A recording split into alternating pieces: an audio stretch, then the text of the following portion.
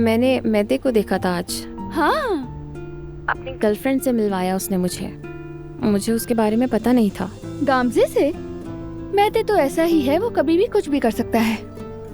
जाहिर है, मुझे क्या फर्क पड़ता है वैसे भी।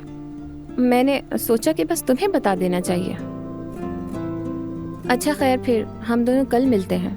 ओके, ख्याल रखो, बाय बाय। फोन पर बात कर रही थी? मॉम मेहर से बात कर रही थी। खुशी है मुझे, तुम दोनों की अच्छी अंडरस्टैंडिंग है।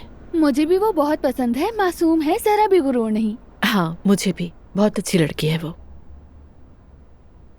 मॉम क्या हुआ? खाला की वजह से परेशान है? सिर्फ एलिफ की वजह से नहीं सिमल, बहुत सी बातें हैं जो एक साथ जमा हो गई हैं।